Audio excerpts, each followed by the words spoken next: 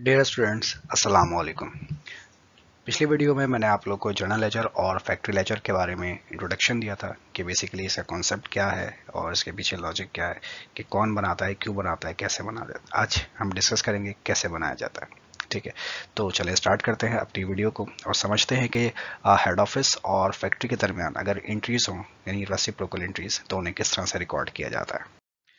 अच्छा, ये मैंने आपके सामने कुछ एंट्रीज लिख कर रखी हुई हैं जिन्हें आपको समझना ज़रूरी है। ये सारी एंट्रीज जो है वो जॉब ऑर्डर कॉस्टिंग के हवाले से जो कि आपके सामने प्रेजेंट हो रही है। ठीक है, ये राइट साइड पर जो है वो जॉब ऑर्डर कॉस्टिंग की तमाम एंट्रीज हैं। अगर मटेरियल उधार पे खरीदा जाए तो क्या एंट्री बनेगी? Raw material debit, accounts payable credit. अगर डायरेक्ट और इनडायरेक्ट मटेरियल यूज़ किया जाए तो क्या एंट्री बनती है? Work in process debit, factory debit और रॉ मटेरियल क्रेडिट।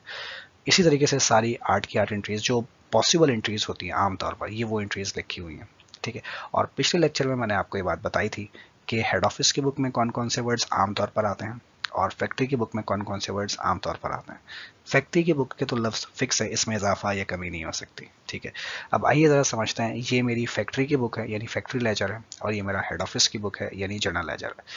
सपोज कीजिए कि आपने, हम वन बाय वन सबको रिकॉर्ड करना सीख रहे हैं। सपोज कीजिए कि आपने मटेरियल परचेज किया उधार पर। मटेरियल परचेज करें उधार पर तो क्या एंट्री होनी चाहिए? रॉ मटेरियल डेबिट और अकाउंट्स पेबल क्रेडिट। अब मटेरियल कौन लिखेगा? मटेरियल लिखेगा फैक्ट्री, यानी रॉ मटेरियल को डेबिट साइड पर लिखना है फैक्ट्री की बुक में। तो देखिए, मैंने रॉ मटेरियल को डेबिट साइड पर लिखा फैक्ट्री की बुक में। अकाउंट पेबल कौन लिखेगा? ये फैक्ट्री का काम नहीं है। बस फैक्ट्री में ये 4 वर्ड याद कर लीजिए बस, बाकी जो भी आ रहा है वो सब उठाकर हेड ऑफिस की बुक में डाल दीजिए। तो अकाउंट पेबल, उधार देना किसकी जिम्मेदारी है? सर, ये हेड ऑफिस की जिम्मेदारी है। तो अकाउंट पेबल कहाँ लिखा जाएगा? क्रेडिट साइड पर। तो अकाउंट पेबल को लिखेंगे हेड ऑफिस की बुक में यानी जर्नल लेजर में क्रेडिट साइड पर, अकाउंट पेबल क्रेडिट। अब हेड ऑफिस की बुक में डेबिट में जगह खाली हो गई और फैक्ट्री की बुक में क्रेडिट में जगह खाली हो गई। ये बात मैंने आपको पिछले लेक्चर में बताई थी कि अगर आधी आधी एंट्री रिकॉर्ड की जाए तो दोनों एक दूसरे की बुक्स में एक दूसरे के नाम इस्तेमाल करते हैं। जैसे बुशरा ने नादिर को मैसेज भेजा तो बुशरा नादिर को मुखातिब करेगी और नादिर जो है वो बुशरा को मुखातिब करेगा, एक दूसरे के अपोजिट नाम इस्तेमाल करेंगे। तो यहाँ पर जो है वो क्रेडिट साइड पर तो लिख दिया आपने, लेकिन डेबिट साइड पर जगह खाली हो गई।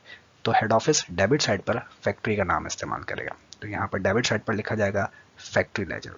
इसी तरीके से फैक्ट्री की बुक में क्रेडिट साइड पर जगह खाली हो गई, ये क्रेडिट साइड पर किसका नाम इस्तेमाल करेगा? जर्नल लेजर का नाम इस्तेमाल करेगा। ठीक है जी, तो ये हो गई पहली एंट्री। इसके बाद दूसरी एंट्री, ये बहुत अच्छी एंट्री है, समझिएगा। ऐसी एंट्री बड़ी प्यारी लगती है।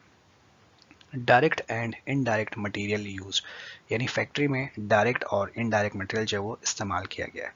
अब इसकी अगर हम एंट्री बनाते थे जॉब ऑर्डर कॉस्टिंग में, तो एंट्री होती थी work in process debit, factory overhead debit और raw material credit. Work in process किसकी बुक में लिखा जाएगा? वर्क इन प्रोसेस फैक्ट्री की बुक में। तो मैं लिखता हूँ फैक्ट्री की बुक में work in process debit. Factory overhead debit, indirect material यानी फैक्ट्री ओवरहेड किसकी बुक में लिखा जाएगा? ये भी फैक्ट्री की बुक में लिखा जाएगा। तो ये भी मैंने लिख दिया फैक्ट्री की बुक में, factory overhead debit. Raw material credit, raw material किसकी बुक में लिखा जाएगा? रॉ मटेरियल भी फैक्ट्री की बुक में लिखा जाएगा, यानी रॉ मटेरियल क्रेडिट। यानी कंप्लीट एंट्री किसकी बुक में लिखी जाएगी? फैक्ट्री की बुक में। यानी इसका हेड ऑफिस से कोई कंसर्न, कोई ताल्लुक नहीं है।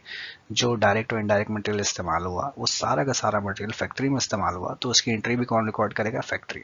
ठीक है, पॉइंट 3 पर आते हैं, direct and indirect labour used.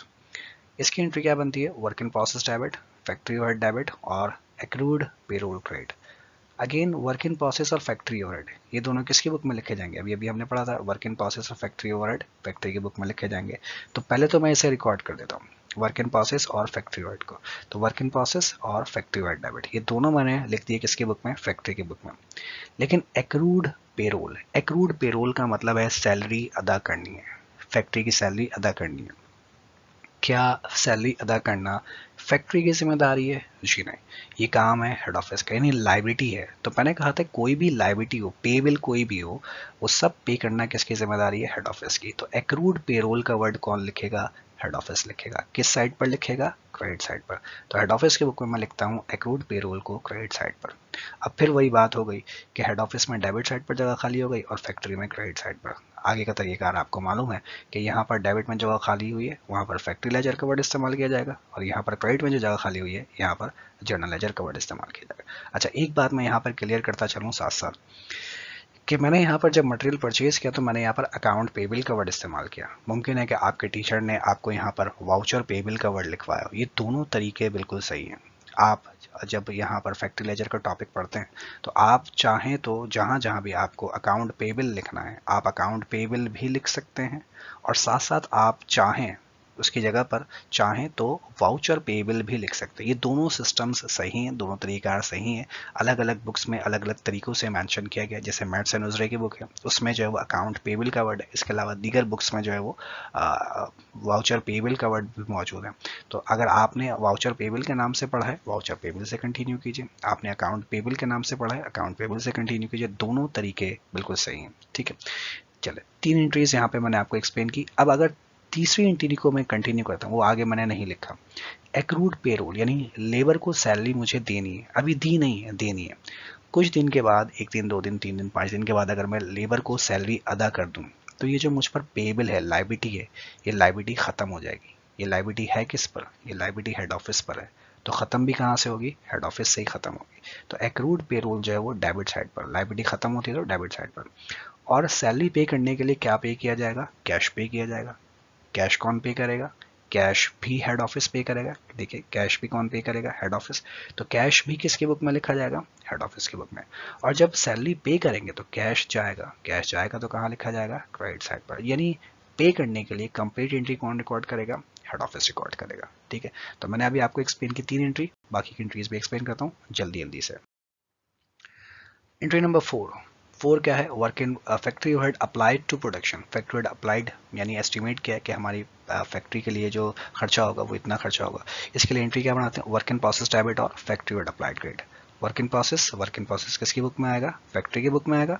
और फैक्ट्री ओवरहेड भी किसकी बुक में आएगा? ये भी फैक्ट्री की बुक में। यानी एंट्री नंबर 4 कंप्लीटली फैक्ट्री की बुक में लिखी जाएगी। तो मैंने डेबिट कर दिया वर्क इन प्रोसेस को, और फैक्ट्री ओवरहेड अप्लाइड की जगह नहीं थी, मैंने फैक्ट्री ओवरहेड लिख के छोड़ दिया।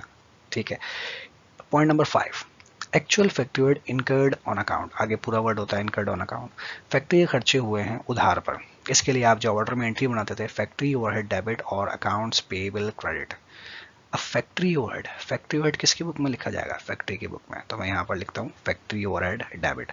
अकाउंट्स पेबल उधार अदा करना है। खर्चा कौन अदा करेगा भाई? फैक्ट्री का। फैक्ट्री वाले अदा करेंगे। बिजली का बिल फैक्ट्री वाले अदा करेंगे। रेंट फैक्ट्री वाले अदा करेंगे? नहीं भाई, ये अदा करना हेड ऑफिस की जिम्मेदारी है। यानी जो अकाउंट पेबल है, पेबल कोई सा भी हो, ये सब किसकी जिम्मेदारी है? हेड ऑफिस की। तो आप चाहें तो अकाउंट पेबल लिखिए, चाहे तो वाउचर पेबल लिखिए, कोई प्रॉब्लम नहीं है, दोनों तरीके सही हैं। Accounts payable credit.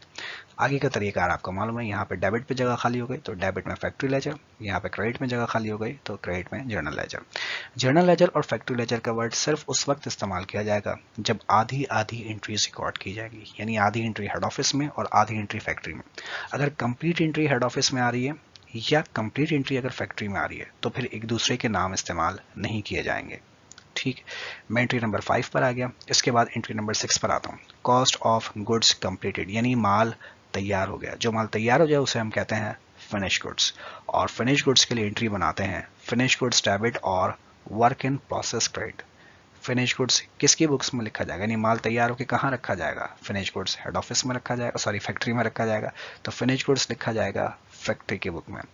और वर्क इन प्रोसेस किसकी बुक में लिखा जाएगा? वर्क इन प्रोसेस भी फैक्ट्री की बुक में लिखा जाएगा, क्योंकि जो माल तैयार हुआ वो फैक्ट्री के प्रोसेस में से ही तैयार हुआ। यानी इस पूरी एंट्री को रिकॉर्ड किया जाएगा फैक्ट्री की बुक में। तो फिनिश गुड्स डेबिट और वर्क इन प्रोसेस क्रेडिट, यानी हेड ऑफिस का इससे कोई ताल्लुक नहीं है, इसीलिए इस पूरी एंट्री में कहीं पर भी जर्नल लेजर का वर्ड नहीं आएगा। ठीक, अच्छा माल तैयार हो गया। अब जब माल तैयार होगा तो बिकेगा भी। चलिए आइए बेचते हैं। Cost of finish goods sold on account. आपने जो माल बेचा है उस माल की कॉस्ट, असल कीमत। देखिए इस बात को जहन में रखिएगा कि जब आप सेल करते हैं परपीचुअल सिस्टम से तो वहां पर 2 एंट्रीज बनाई जाती हैं, एक सेल की और एक कॉस्ट की। इस वक्त मैं बात कर रहा हूँ कॉस्ट की, कि जो माल बिका है उस माल की असल कीमत क्या है। तो कॉस्ट के लिए हम एंट्री बनाते हैं cost of goods sold debit और finished goods credit. Cost of goods sold कौन लिखेगा? कॉस्ट ऑफ गुड्स सोल्ड देखिए यहाँ पे मैंने बताया था हेड ऑफिस लिखेगा, ये हेड ऑफिस का काम है। तो कॉस्ट ऑफ गुड्स सोल्ड जो है वो हेड ऑफिस अपनी बुक्स में डेबिट साइड पर लिखेगा, लिख दिया। Finish goods credit, finish goods तैयार माल जा रहा है। अब तैयार माल कहाँ से जाएगा? क्या वो भी हेड ऑफिस से जाएगा? जी नहीं। तैयार माल कहाँ से जाएगा? फैक्ट्री से जाएगा। तो उसे रिकॉर्ड भी कौन करेगा? उसे रिकॉर्ड करेगा फैक्ट्री। यानी फिनिश गुड्स जो है वो, देखिए मैंने यहाँ बताया था, सिंपल सी बस ये 4 बातें जहन में रख लिया, आपका मसला हल हो जाएगा। फिनिश गुड्स लिखना फैक्ट्री का काम है, तो फिनिश गुड्स फैक्ट्री लिखेगा क्रेडिट साइड पर। अब फैक्ट्री में डेबिट साइड पर जगह खाली हो गई, फैक्ट्री डेबिट साइड पर लिखेगा जर्नल लेजर, और हेड ऑफिस की बुक में क्रेडिट साइड पर जगह खाली हो गई, तो यहाँ क्रेडिट साइड पर लिखा जाएगा फैक्ट्री लेजर। ठीक है। आखिरी entry goods sold on account, जो माल बेचा है वो कस्टमर को किस कीमत पर बेचा, उसे कहते हैं सेल। तो सेल की एंट्री क्या बनाई जाती है? अगर आपने उधार पर सेल की है तो अकाउंट्स रिसीवेबल डेबिट और सेल्स क्रेडिट।